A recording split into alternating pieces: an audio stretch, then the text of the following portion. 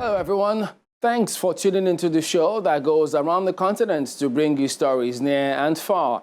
I'm Chamberlain Usowa Channels Television here in Lagos. I'm joined by Vincent Makori from Voice of America in Washington. Thanks. I'm Vincent Makori at the Voice of America. Happy to be with you again for another edition of Africa 54. Well, due to the global outbreak of COVID-19, our broadcast looks a little different for now. But we do appreciate you staying with us on Africa 54. Let's start off with the latest from Nigeria. Chamberlain Oso in Lagos brings you that story. The Central Bank of Nigeria has disbursed a total of 253 million naira, and that's to 5 researchers to produce local vaccines for COVID-19 and other diseases. Central Bank Governor, Mr. Godwin Emefiele, says that the funds are meant to boost intense research and activities geared towards developing vaccines and drugs to combat communicable and non-communicable diseases. A vibrant and innovative healthcare system is vital for the continued survival of any nation, which is why the governor of the Central Bank of Nigeria, Mr. Godwin Emefiele, is giving grants to these researchers. The Health Sector Research and Development Intervention Scheme is meant to encourage research and innovation in the treatment of communicable and non-communicable diseases, including COVID-19. The CBN governor explains how the 5 researchers were selected as beneficiaries.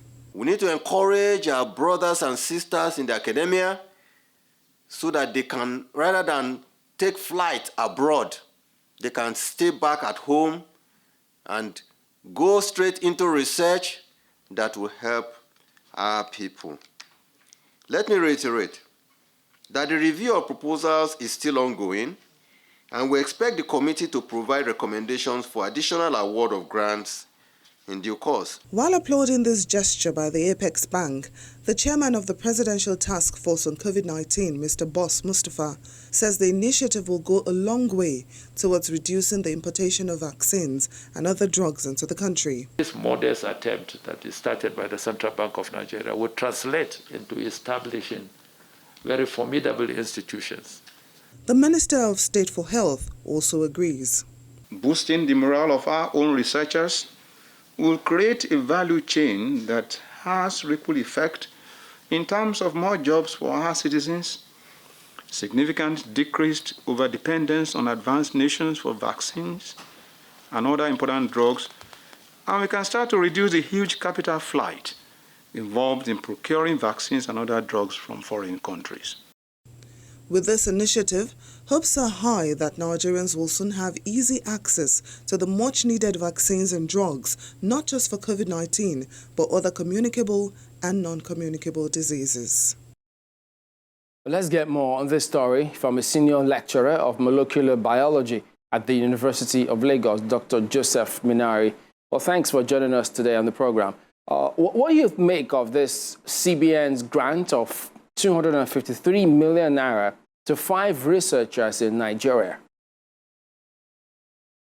Thank you very much, Chamberlain. I was very excited, very much excited when I heard about this, because if there is something we should take away from this pandemic, is the fact that countries like ours should begin to know how to actually fund research with local content. So I was very, very happy that this is coming from CBN, because largely we have a lot of research groups here in Nigeria that can actually do a lot. But because of paucity of funds, we've not been able to do so much. It's a welcome development, and I hope that not just the CBN, we should also have other funding body, private sector, NGOs also coming in to make sure that we sponsor research. Does that mean that it's really about funding? Don't they need anything else to develop locally produced vaccines? Yes, the number one thing actually is funding. Funding is very, very key. But outside that, the 5 groups now, what they should be looking at now is also they should also collaborate. Collaboration is very, very key when it comes to this issue of research. Like, for example, look at the AstraZeneca Oxford. It's a collaboration between AstraZeneca is a multinational company, pharmaceutical company, of British, Swedish origin, and they are collaborating with Oxford University. So you can see that collaboration. So collaboration is very key. And number two thing also is the technology they are going to deploy is also very, very important for them to be able to get a result as quickly as possible because we have new technologies now based on the fact that ordinarily it takes time to actually get that vaccine. Traditionally, a vaccine takes about 5 to 10 years.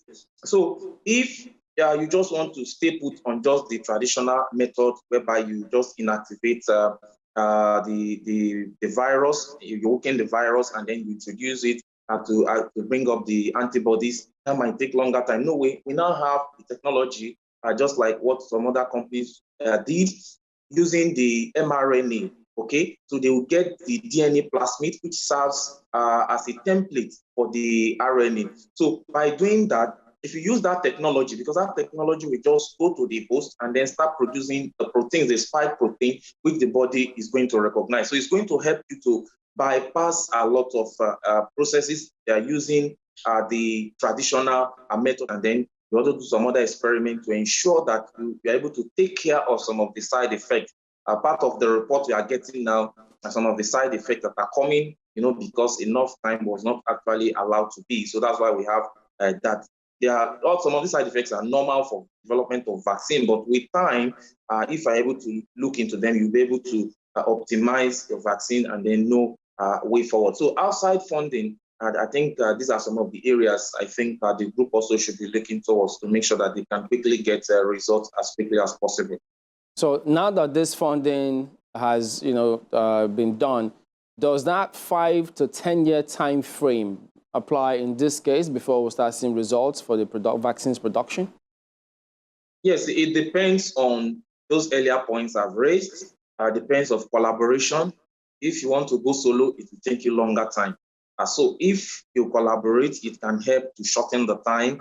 And also, if you deploy the new technology, you can say between the next 18 to 2 years, you should be able to begin to see meaningful results. Speaking about availability of the vaccines, there are several conspiracy theories out there, but we'd like you to address one of them. Can a pregnant woman or women who are trying to conceive take this Oxford AstraZeneca vaccine? There is no sufficient evidence to say that it is unsafe for pregnant women.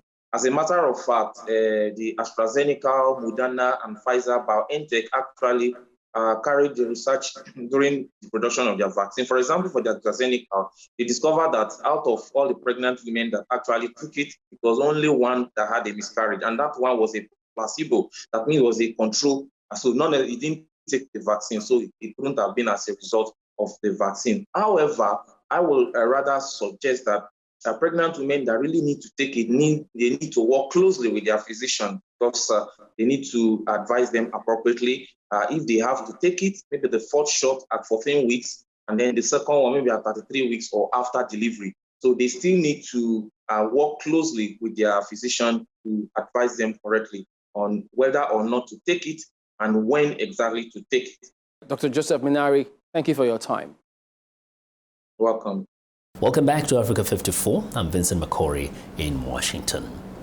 Africa's year with the pandemic has been a challenging one, full of suspense and surprises.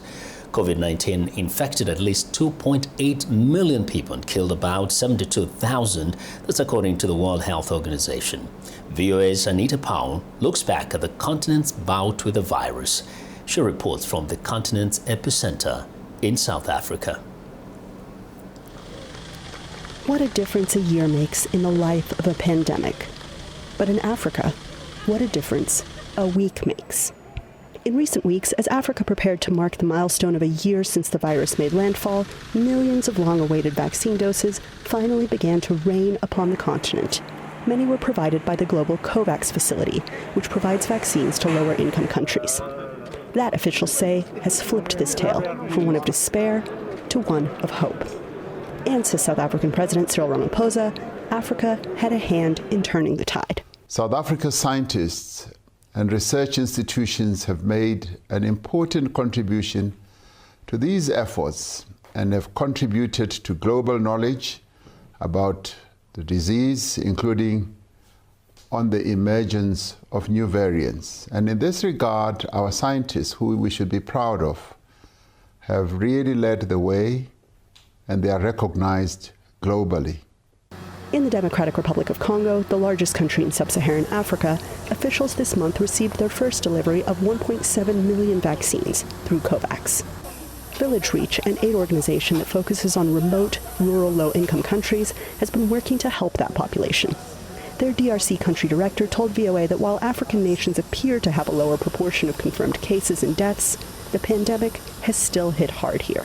Africa, yes, we are also affected as the rest of the world in different proportion, but we have to continue to protect ourselves through all the protective measures, but also we have to get vaccinated so that we are all protected. Dr. Richard Lessels, one of South Africa's top viral researchers, says the continent's largest vaccine drive in South Africa looks promising after fits and starts. Last month, South African authorities suddenly reversed course after receiving 1 million doses of the AstraZeneca vaccine, which researchers found to be less effective against the new variant that accounts for the majority of the nation's new cases. South Africa quickly switched to the Pfizer and Johnson & Johnson vaccines, but the process still delayed the vaccination campaign. So what is year 2 of the pandemic going to look like in Africa? On this, everyone seems to agree. Busy. Anita Powell, VOA News, Johannesburg. South Africa has taken a bold step with the successful test launch of the University of KwaZulu-Natal's Phoenix IB Mark II-R sounding rocket. The successful launch saw the test rocket travel 17.9 kilometers into the air, achieving a new African hybrid rocket altitude record. The Phoenix 1B is the third rocket variant to be developed by UK Zian's Aerospace Systems Research Group, which is funded by the Department of Science and Innovation. It is third time lucky, as the first attempt in 2014 and the second in 2019 were unsuccessful owing to nozzle failure and software issues. Channels Television South Africa Bureau Chief Betty Dibia speaks with the leader of the Aerospace Research Group of the KwaZulu-Natal University, Jean Pittot, on the significance of this launch. What does it mean? I know the minister talked about all the advantages and the prospects. In simple English, for the man on the street, what does it mean? You know, it's a demonstration of what's possible. And I'm pretty sure that even what happened on Monday is gonna inspire a few youngsters to overcome the odds, overcome the challenges, and take up a career in engineering or in science and maths. There's nothing better, at least in my view, than a rocket launch in inspiring dreams in people. And that's our hope. Okay. Some of the students were quite excited being part of this, and they voiced their excitement. What was it like working with students? It's really where you see the outcomes of what they learn in their undergraduate degrees. You begin to understand how much of what's been taught to them is actually sunk in. But what's most exciting really is just the incredible talents that we have access to. Sounding rockets, unlike satellites which orbit around the Earth, carry experimental payloads for research purposes. These instruments are used to study astronomy, astrophysics, material science, and meteorology. It's time now for a short break, and as we do, we'd like to remind you to visit our website, channelstv.com, for news and programming around the clock. You can also find us at youtube.com/channelsweb. Still to come, a drive-through film festival in Khartoum. The Sudanese European Film Festival 2021 has film lovers enjoying an outdoor cinema experience. Welcome back to Africa 54. I'm Vincent McCory in Washington. Tens of thousands of youngsters are being orphaned by Boko Haram militant attacks in northern Nigeria, child advocates are saying. Some of those children are finding a home in support at a school in Sokoto State, as VOA's Haruna Shehu learned in a recent visit. It is Monday morning in Nigeria's northwestern state of Sokoto. 13-year-old Hawakari and younger brother Mohammed are getting ready for classes at UK Jarma Academy. They and roughly 160 other youths were brought here after Boko Haram insurgents killed their parents. Good morning, how are you? Sit down. Most were very young when their parents died. Some retain vivid memories of violence. My father was with my stepmother having his meal when someone called him to come outside. Gunmen hit him with bullets. He was taken to my mother. He looked at me and later died. My mother died days later of shock. Ibrahim Ismail also witnessed his father's mother. We were heading home from the market. Some passers-by warned us to go back because Boko Haram militants were attacking the community. But the Boko Haram cut and beheaded my dad. And I started crying. When I grow up, I want to be a soldier to avenge my father's death. Since emerging in 2009, the Boko Haram insurgency has opened tens of thousands of children in northern Nigeria, Borno State officials say. Lucy Yunana, who leads a women's and youth empowerment initiative in that state, says the Islamist extremist group has harmed these children in other ways too. They were used either as soldiers and then informants, and they are the ones that Boko Haram used them, which is against the United Nations principle. Without strong social support, the children must fend for themselves, Yunana adds. Most of them you see them hovering around the streets begging, and this is not a very good omen to the society itself. When Hawa and Muhammad lost their parents in 2015, their grandmother in Maiduguri was named guardian, but she couldn't afford to educate them. To aid desperate children like them, businessman and philanthropist Omarun Kobo opened Jarma Academy in 2018. They were not receiving the care they need, and because I have the means to assist, I decided to contribute. I am aware of the reward God gives for helping orphans. The academy provides food, shelter, clothing, and health care, along with religious schooling and the academic classes that follow Nigeria's national education curriculum. Jarma Academy, which gets some aid from individuals, groups, and government, initially aimed to support youth through secondary school. Now, Kobo has committed to covering their university cost using proceeds from a real estate holding. We are making plans for their better future, as we are doing for our own children. For Hawa and Muhammad, Jarma Academy is not just a school. This place has become our home, our school forever. I am very happy. I am receiving both Western and religious education here. Kobo said he hopes the academy will serve as a model, inspiring others to help. Haruna Shehu, VOA News, Sokoto, Nigeria. The Sudanese European Film Festival 2021 has taken place in Khartoum, with film lovers enjoying an outdoor drive-through cinema experience. Visitors at the festival were treated to a lineup of documentaries, feature, and short films. Sudan saw its first drive-in cinema, bringing family and friends together for this year's Sudanese European Film Festival in a new outdoor ambience.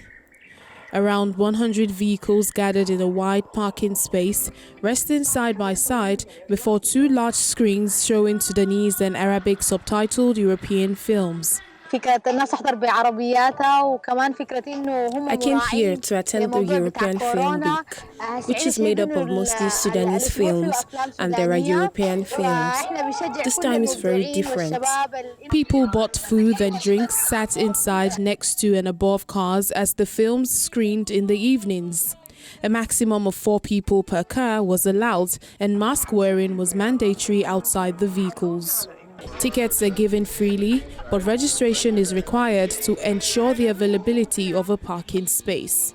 The Once European Film Festival in Sudan began including Sudanese films in 2018, according to the British Council country director. We thought that maybe we could do something more innovative and make this a Sudanese, not just a European, but a Sudanese European festival. Bring in some capacity building from Europe for Sudanese producers, script writers, but also to put on Sudanese films, not just European films, and that's what's going on behind. The festival was prepared and implemented by the British Council. It was 60 years ago when President John F. Kennedy signed an executive order putting in place the Peace Corps, an international volunteer organization to promote peace and friendship. VOA correspondent Mariama Diallo has more on the challenging and rewarding experiences of so many who have taken part over the years. The vision was born 6 decades ago. Former President John F. Kennedy outlined the program and prospects of young Americans going abroad to not only serve shoulder to shoulder with citizens of other countries, but also learn from them. They will go abroad and live on the same standard as people of other countries, but they will work with them 2 or 3 years, devoting part of their lives to peace and to strengthening the ties that bind men together all over the globe. It was an audacious idea at the time, some said, but fast forward 60 years, the idea has been realized, says John F. Kennedy Presidential Library and Museum Director Alan Price. Thanks to the hard work of volunteers and the hard work of host countries, I think that the goal has a long-term strategy to promote peace and friendship has been largely successful. In the past 60 years, about 241,000 Peace Corps volunteers have served in more than 140 countries worldwide, says Peace Corps Acting Director Carol Spahn, who also noted a variety in the ages of participants. Peace Corps volunteers range in age from 20 to 85. The bulk of them, tend to be in their 20s. But when I was serving as country director in Malawi, we had one of the oldest serving volunteers at that time. She was 82 years old and just a pistol. She was terrific. Spahn was 26 when she decided to serve in the Peace Corps in Romania. It was 3 years after the fall of communism. Some people were suspicious, she says, but it was a life-changing experience for her. What happens with many volunteers is you go into Peace Corps with a certain worldview or some expectations of why things are the way they are. And as you live and work with people that are different from yourselves, you start to ask questions. And when you go in with curiosity, you learn what's behind or why people hold certain values, and what that history is. Dwayne Matthews is also a returnee who spent time in Malawi from 2013 to 2015. He now works for the Department of Housing and Urban Development and is pursuing a PhD program at Washington's Howard University. When I got to Malawi, it was a complete culture shock. That first week or so was terrifying, but then by the time I was leaving Peace Corps, I actually broke down in tears because I had to leave. While there, he served as a community health advisor who worked on many projects. One of his proudest is securing a nearly $7,000 grant to help build a youth center, a project the community also contributed to. Mariama Diallo, VOA News, Washington. And that's our show for today. You can find all the continent's top news and world news online at voaafrica.com. Check it out. I'm Vincent McCory in Washington. Channels Television has our last word from Lagos. We look forward to bringing you another show next week. Remember, channelstv.com is your source for news and other programming. I'm Chamberlain Osor. Thank you for watching. Goodbye.